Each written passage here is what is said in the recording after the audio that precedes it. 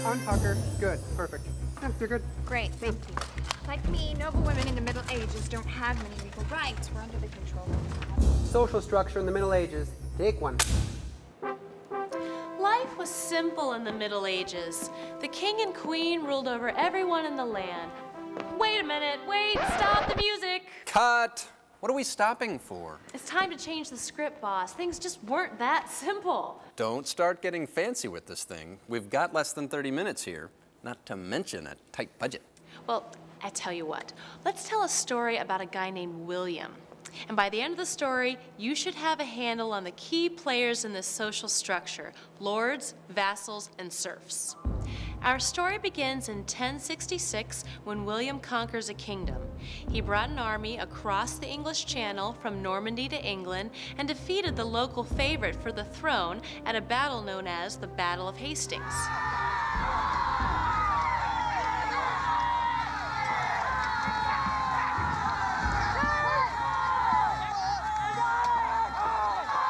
William became King William I of England, best known as William the Conqueror. So now what? He's won the battle, he's sitting on the throne, but how does one guy stay in control of a kingdom where most people don't want him or his friends around? Let's get straight to the point and ask him.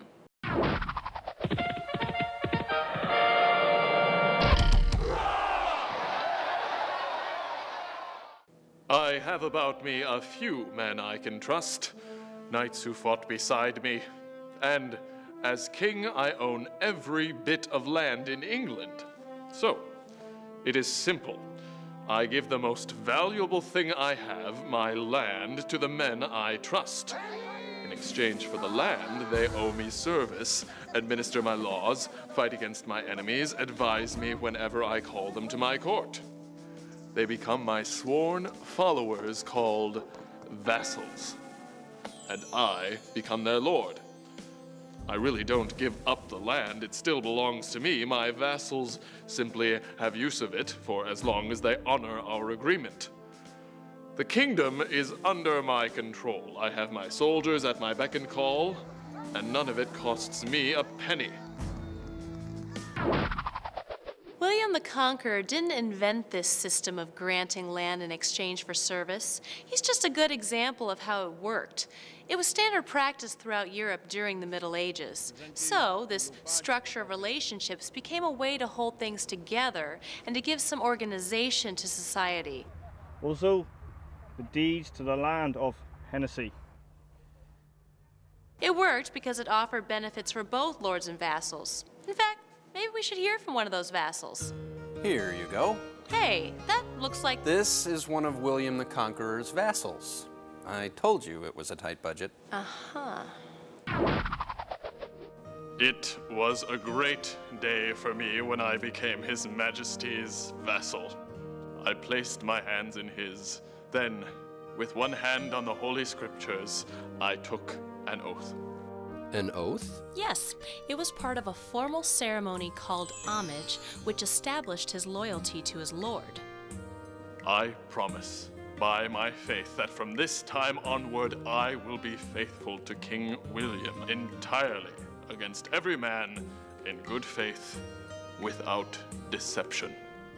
My lord the king has given me a great many lands, 55 estates throughout England. On those lands of those estates, I can produce food, manufacture things like tools, clothes, and weapons that make me a rich man and a powerful man too. Because now, I am granting some of those estates to other knights. That means I am creating vassals of my own. I am their lord, and they swear loyalty and service to me as I swore to my lord. Most of my vassals have been given land in exchange for giving me 40 days military service every year. If they fail in their obligations, the land returns to me. And if my lord, the king, breaks faith with me, oppresses me, or harms my family, I, like any other vassal, may renounce my oath. So if that happens, who gets the land? The land must return to the original lord. But If the former vassal refuses to return it, the lord must get it back at the point of a sword. Okay, let's stop the story a minute. Time to sketch in the bigger picture. This deal between the lords and vassals is what we call a feudal relationship. And it wasn't always about exchanging land for military service. Let's get the lowdown on the other kinds of deals.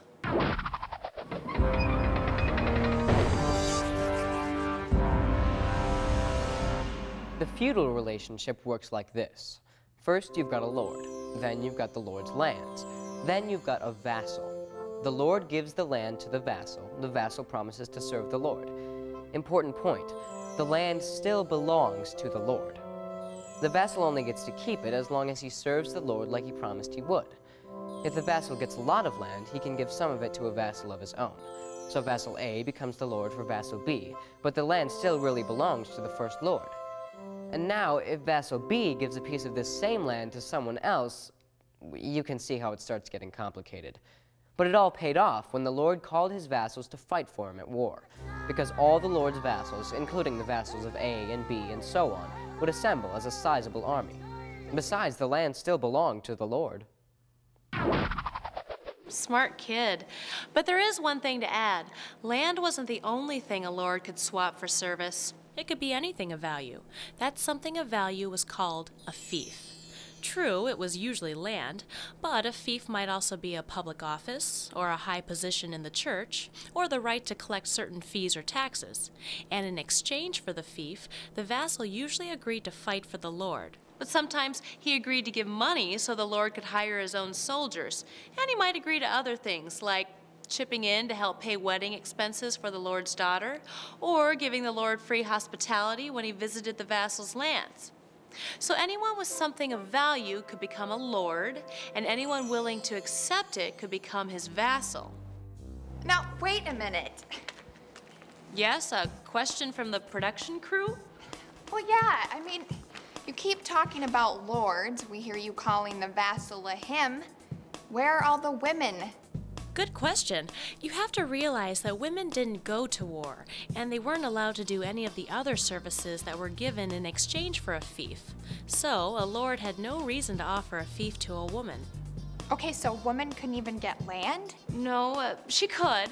A wife whose husband died, or a daughter with no brothers could inherit land, but then her family would often marry her off to someone, and the husband would have control of whatever she owned. Terrific. Okay, so if she didn't have a family, couldn't she just stay single and run the land herself? Not usually. In cases like that, the lord who originally granted the land usually had the right to become the woman's guardian. Then he'd marry her off to someone and usually collect a nice chunk of money from the husband for doing it. In those days, noble men and women almost never married for love. They married for land. So about the only option for a noble woman was to get married? Yes, either get married or become a nun. Most nuns were unmarried daughters from rich families. In a nunnery, women might spend days educating young girls, tending the sick, or doing needlework and embroidery. Their rules were relatively simple, and in many ways, they had more freedom and fewer hardships than wives and mothers, even in the richest households. What was so tough about being married to a rich lord? Well, you married a guy you probably never met before the engagement. And, like all married women of the time, your main job was to bear children. You ran a big risk of dying in childbirth, but your children ran an even bigger risk of dying within their first few years. No real protection against common diseases in those days. So your job was to bear a lot of children and to try to make sure some of them made it to adulthood. Wow, sounds like they had their hands full. And that's not all. Many noble women played an important role looking after their family's interests. You know, like the land and the servants, particularly when their husbands were away for political or military reasons. So what's the deal with women who weren't in a noble family? For peasants and serfs, the women had almost complete equality, at least when it came to hard work. Husbands and wives worked equally hard, equally long, for equally small rewards. Later in the Middle Ages, the cities grew richer and more powerful because of skilled craftsmen and the merchants who bought and sold their goods. Their wives got about the best deal of any medieval women. Many of them worked as genuine partners in their husband's business, and they usually had full control over the running of the household. And as a matter of fact, some wives of rich merchants or the tradesmen in the later Middle Ages had better clothes, better food, and a more comfortable home than a noble lady or even a queen who lived in those drafty castles of the early Middle Ages. Weird. Well, it's only weird if you compare it to how we think about things nowadays. And marriage wasn't the only thing that was very different in those days. Feudal relationships, like we're talking about, take shape as far back as the 700s. They're in full force from around 900 to about 1300. Our friend, William the Conqueror, comes right in the middle of that time. Get the picture here? Western Europe wasn't made up of nice, tidy countries with fixed borders like it is today.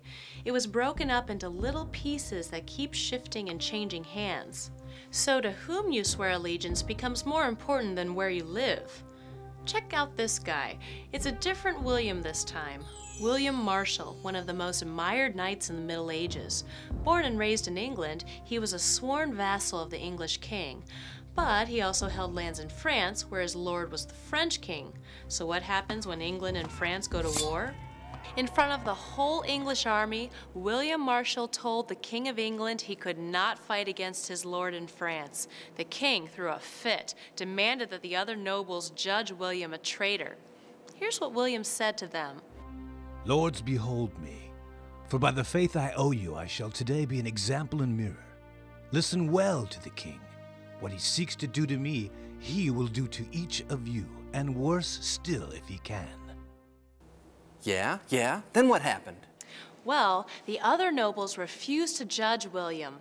Most of them knew they could easily end up in the same boat someday.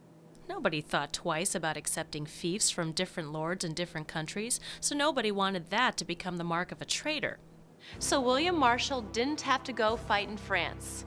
The English king never forgave him, but when the king was dying, he chose William Marshal as the protector for the young prince because the king knew he would be faithful to any lord he served. Wow, that oath between the lord and vassal really carried a lot of weight.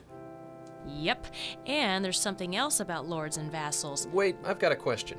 We keep showing this statue when we talk about William Marshal. Did the guy really look like this? It's not exactly a statue. It's called an effigy, and it was carved on William Marshal's tomb. Powerful people in the Middle Ages would have effigies like this carved as a monument to themselves and their achievements.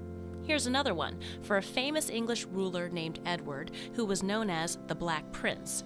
Instead of a tombstone with a list of your accomplishments, you got a figure that showed what kind of person you were. Edward had his hands folded in prayer to show he was a good Christian, but he's also in full battle dress, showing he was, first and foremost, a soldier. These effigies give us some of our best clues as to how people dressed in the Middle Ages. Okay, but is this what William Marshal really looked like? Well, no. The idea was to make the face look impressive, but no one really paid attention to whether it looked like the actual person. Okay. What were you saying about lords and vassals? Remember this guy? He's a vassal because he's accepted land from the king in exchange for service. He's also a lord because he used some of that land to create vassals of his own. And if his land includes a working estate, he gets one more title, Lord of the Manor. Not every vassal is lord of a manor because not every piece of land used as a fief would qualify as a manor. The manor is a whole package, the land itself, the buildings, and the serfs. Serfs are part of a package? Well, the land wasn't worth much unless it came with someone who could grow things on it. The serf had a right to use some of the land to grow food to feed himself, but in exchange, he had to tend the lord's crops and do other work around the estate. I get it. These serfs were slaves. No, they weren't really slaves. The relationship was more complicated than that. Let's call in a serf and ask him. How would you like it? You know, I had a feeling you were going to look like that, but fine, you're a serf. Tell us, you don't belong to the Lord of the Manor, do you? No. I belong to the manor itself. So does my family. I am bound to live here all my life, as are my children, as their children will be. But you do have some rights. I own the food I can grow on the manor lands given me to use. I own what little is inside my own hut. The lord of the manor cannot sell me to another manor, and if the manor itself changes hands, I stay with the land. It's a hard life, living as a serf. But even harder to be free and poor. The lord of the manor gives us protection in time of war. When food is scarce, he may be able to bring food to us from his distant lands. In hard times, many a poor free man has willingly surrendered himself to become a serf on a lord's manor. Did you catch that last part? Bad as things could be for the serf on the manor, he and his family did get something out of the relationship with the lord of the manor. Just like the lord and the vassal each get benefits from the feudal relationship. It's not a system forced on people. It's a series of relationships holding different groups of people together. And there's one more relationship that's key to all the others. For many people, the Christian church dominated life in the Middle Ages in ways most people today can hardly imagine. Some people didn't make a business deal, didn't get up in the morning or lie down at night, didn't so much as cut a finger or bump their heads without connecting it to the will of God. The church and its teachings led nobles to give money and gifts to help the poor. It reassured the poor that they were serving God when they tilled the fields and did as the nobles told them to do. Monks in their monasteries did the work of constant praying for the souls of all the sinful men and women out in the world, and those men and women donated money and labor to help support the monasteries. Social structure in the Middle Ages. Take 2. Okay, I think we've got it. In a feudal relationship, the lord grants a fief to his vassal in exchange for some kind of service. The fief was usually a landed estate called a manor. The service was usually military. Got it. If the vassal failed to meet his obligations, or if the lord severely mistreated the vassal, the relationship could be broken. Got it. The vassal who held it was the lord of the manor, and might grant it as a fief to someone else. So a person could be a vassal and a lord at the same time. Okay. The lord of the manor controlled the work of the manor serfs. Serfs were bound to the land. They were not free to live where they pleased, and they spent much of their time working to raise crops and do other jobs for the lord of the manor. But they did grow crops of their own. They could own property, and they could expect some protection from the lord of the manor, which is more than free peasants could usually hope for. Got it. And part of the glue that held all these relationships together was the church. Okay. In the Middle Ages, people believed that these relationships meant everyone in society depended on everyone else, and that the people on the top had a duty to protect the people at the bottom. It was the relationships that held things together. Okay? Beautiful. Not bad. Okay, that's a wrap.